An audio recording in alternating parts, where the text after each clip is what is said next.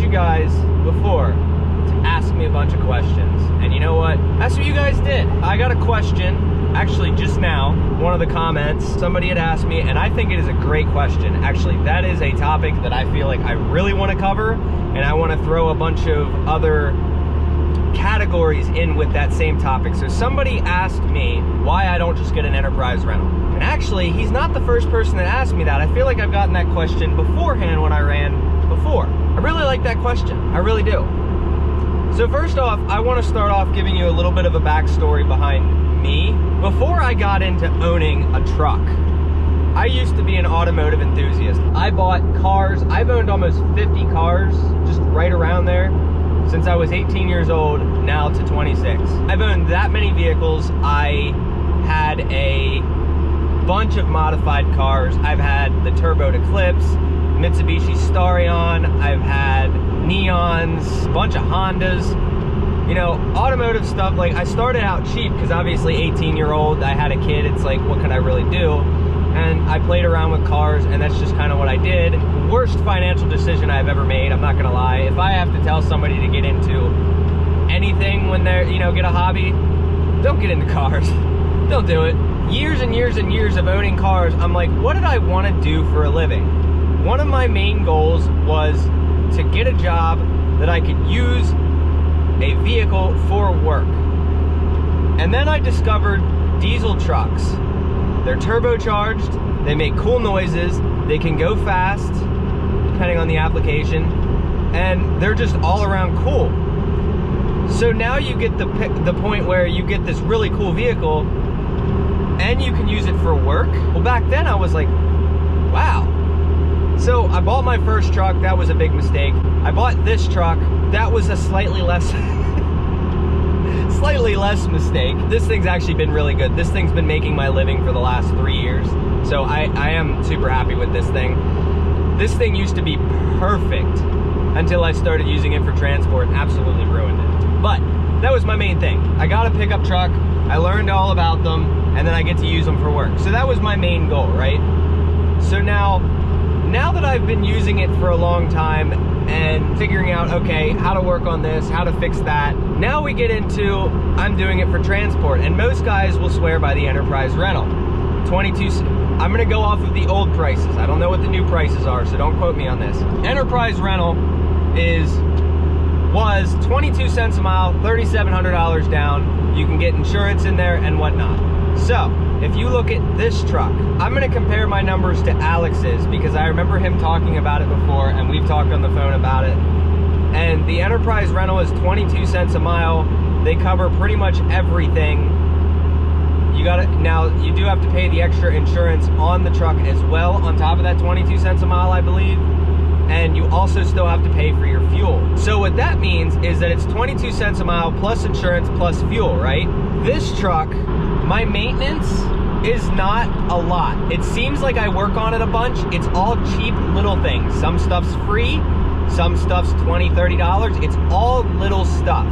So I went through, I haven't even edited yet, the one, but I went through for my last 2 weeks on specifically the fuel, the maintenance, and the insurance.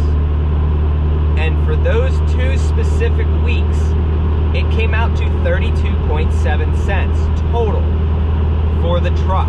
Now, generally, I try to keep the overhead on the truck itself under 35 cents a mile, because everything else I don't care about, because that's just all my other bills normally that I have to pay anyway. So the truck is what I mainly focus on. Now, at 32.7 cents, well, it's like, okay, so I had 2 good weeks. It looked like I worked on the truck a lot. I spent $200 and some on this truck to do all of that work that you guys saw. So it looks like a lot, but it's not. If I have to do something major, an engine in this truck is $1,500. Rear end, I can get one for $1,000. Transmission, $2,000. Transfer case, $1,200 with a year warranty. You get the point. It's all cheap stuff that I can do in a weekend. Now, you do still have to count your off time, but as long as it's nothing drivetrain component-wise, I do every bit of maintenance on this truck on either my 10 hours off my 30-minute break. With this logbook, I have so much free time, I don't even know what to do with myself. I worked so much before, so much driving, so many miles in a day. It makes me realize with the logbook, like I said, I have so much free time to work on things. So I'm actually not losing any time, and I'm not late. I actually take more time than most people do because I try to start my day at 3 in the morning every single day. So if I stopped at noon because my hours were out, or, well, that probably wouldn't happen, but if I stopped at like 2 o'clock because my hours were out, obviously it's more than 10 hours till 3 a.m., but 3 a.m. is when I'm gonna start my shift. So I get more than 10 hours off every single night. And then you get a 34-hour reset. Plenty of time to do maintenance. I have never been late with this truck other than one time, and that was because I was waiting on the parts store to open, and that was the carrier bearing the other week. That is it. I've had a rear end blow out on me, put it in 4-wheel drive, drove down to the shop, swapped a rear end in it, straight to California. So that's my rant on that. This truck costs me almost no downtime because I'm doing it on my off time, and it's less than 35 cents a mile specifically for the truck unless something major fails, okay? I'm gonna say, specifically for the truck. I will try to figure out at some point, if I can, if you guys put down in the comments what you want to see as what is an overhead cost for a total. And I will go over that number and figure all that out for the last couple weeks if I can, or I'll start keeping track of it from now on. So then I can give you an accurate number on what my actual operational cost is, not just the truck. There's actually a few reasons I won't run an Enterprise. One, it's impossible to get an Enterprise right now. They are at least a year to 2 out. The wait list is hundreds long, and you just will not get in. Not to mention it's $3,700 down unless they up the price. So that's one reason. I'm already into that more than this is. That truck would take me years to make that save me money over running this truck. That is a fact. There is no way around it, especially because I'm a mobile mechanic. I can do everything that this truck needs ever. No ifs, ands, or buts, I can do it. So, 22 cents a mile. Obviously the Enterprise is more expensive to run than this truck. So that's my main point number one.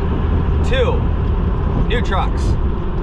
I hate them. Hate them. I've had a 2012, a 2013, a 2014, and a 2016, and a 2011. It's 5 newer trucks.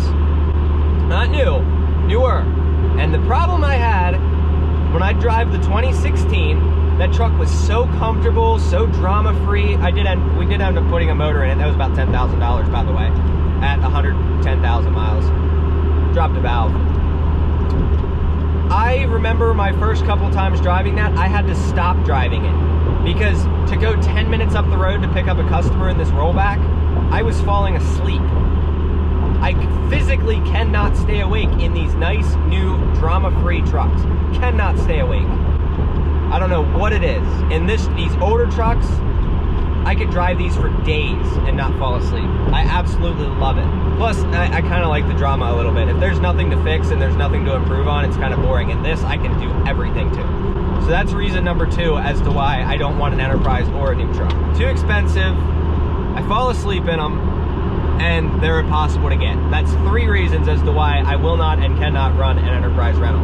My 4th reason as to why I will not run an Enterprise rental is because now to afford to pay for that higher overhead, I will have to stay out on the road longer.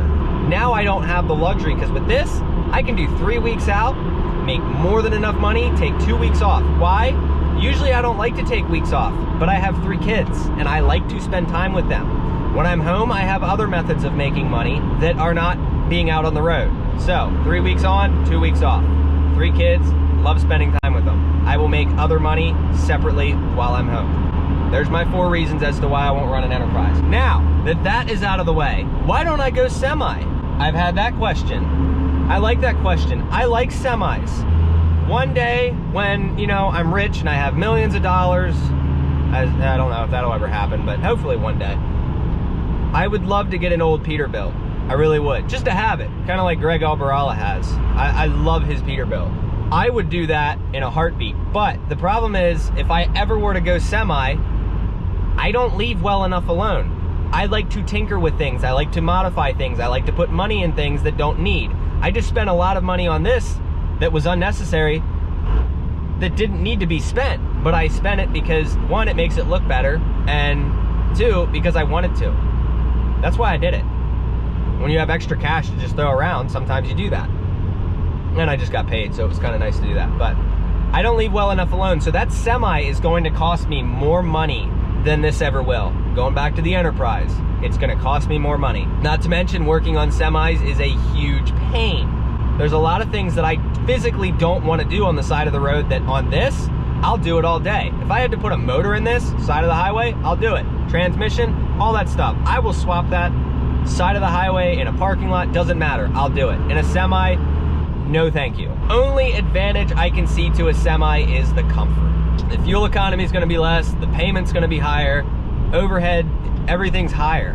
Not to mention, I barely have the freight to pull now. So if I were to go and get a semi, now I'm just upping my expenses without upping my work. Now, the next topic, CDL. Why I don't get my CDL and why I don't run it. I think the main reason I won't get my CDL is just because I don't feel like it. I will not get my CDL because I do not feel like it. I don't want to go get it. I guess you could say that's kind of lazy. Yes, I do see an advantage to me getting it because at that point I would register this truck at $35,000. Not that I would pull that much, but doing power only, I could pull empty 25K trailers because that's what the CDL trailers generally are. They're around 25 to 25.5. So that would put me, I would register this thing at 34.5 or 35. And then I could pull those trailers empty, even though I will never weigh more than that. And then you also have the advantage with IFTA because now you're not, like if I filled up in PA but I drove in Ohio, I could save some money on the taxes and whatnot. So it would all even out. So there is some advantages there. Am I gonna go get my CDL? Chances are good, probably not. Now, at some point, if I do get bored, maybe I'll go and try for it, but there's a bunch of new rules being put into place and whatnot, so chances are good no. I know how to do this. I know how to make money. I know where I went wrong the first time. I know what not to do, and I know I have learned so much on how to set my truck up to get it to work the way that I want it to. And I am super happy with how this thing's coming out and how much simpler my life is this go around. My life is so much simpler. Air compressor, the sleeper setup, how my tools are organized, hitch setup, all of that stuff, the engine being more reliable, all of that, I have learned what is wrong with my old setup and realized the changes I need to make, and it has made this so much more enjoyable. But my overhead is so low that if I were to do it for a couple years and just keep saving money, because I'm very, very cheap with anything, except like I have a bunch of things I want to buy for this truck, but I buy them in stages. So I'm saving myself money by not buying them all right away. I mean, you're spending the same amount of money, but I'm not buying them all right away. So I'm saving my money and spending a very small percentage of it at a time. Those are my reasons why I won't get an Enterprise, why I won't get a semi, and why I won't get my CDL. Again, the CDL thing, there's really no excuse as to why I won't get it, but I just don't want to. I'm just gonna put that out there. I don't want to. Whether it's laziness, whether it's not, I don't know. I should get it, I will admit that, but the chances of me getting it are probably not. That's just how I'm gonna put it. Keep the overhead low. I'm gonna keep running these old trucks, and I do have plans at the end of the year. I want to get a second one. I'm not gonna tell you guys what it is yet. I do plan on getting another 3rd gen, and I think what I get is gonna surprise a lot of people. I only told a few people, but other than that, that's my rant. Hopefully it wasn't too boring. Hope you guys enjoyed the video. If you did, like, share, subscribe, do what you do. Keep asking me questions and I will do more videos on these. I love to do videos while I drive. It gives me something to do, and I got like 10 hours left. So yeah, see you guys in the next one. Have a good one.